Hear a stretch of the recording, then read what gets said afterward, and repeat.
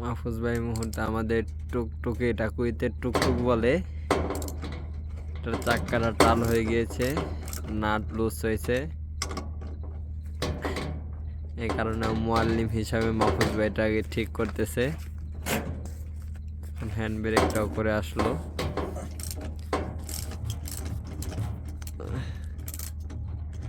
আশা করা যায় ঠিক হয়ে যাব।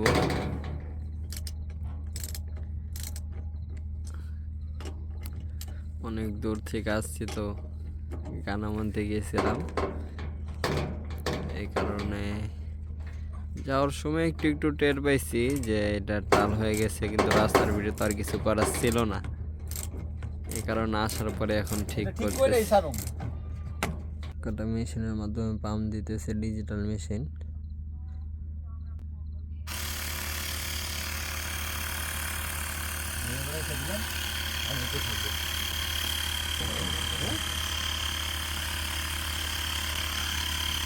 চাক্কাটা এখন চার্জ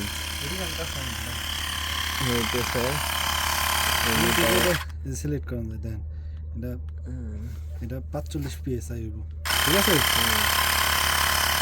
তো এটা ফিক্স করে দিলে অটোমেটিক পাম্প হতে থাকে। 45 হয়ে গেলে বন্ধ হয়ে যাবে। 45 PSI হলে অটোমেটিক অফ হয়ে যাবে।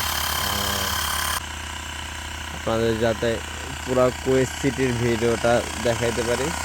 এই তো পাম্প হয়ে আসছে, বন্ধ হয়ে যাবে, বন্ধ হয়ে যাবে, এখন অটোমেটিক বন্ধ হয়ে যাবে। দেখেন 44 আছে, 44 PSI এই বন্ধ হয়ে গেছে, দেখছেন?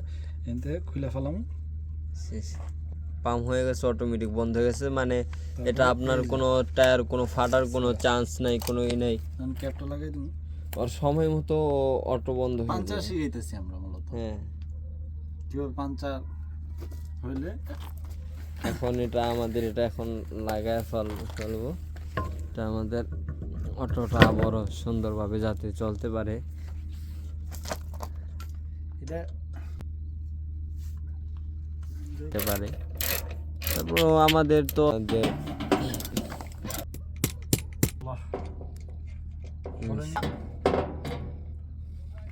সমস্যা, খালি খুলে যায়। মাহফুজ ভাই চেষ্টা করতেছে, কিন্তু একটু প্রবলেম হচ্ছে। এটার মনে হয় ওয়ার্লিং করতে হবে, নাটটা মনে হয় প্যাচ কাছে যে লাগে সার্ভে।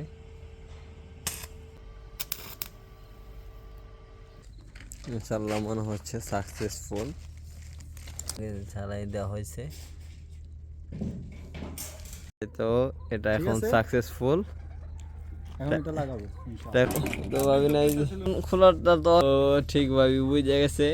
এটা কার হাত পড়ছে? হ্যাঁ, বসের হাত পড়ছে।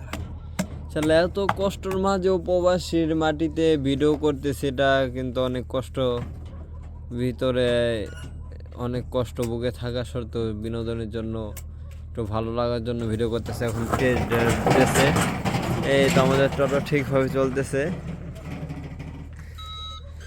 এখন আমি গেট খুলে দেবো, টেস্ট ড্রাইভের জন্য চলে যাবে।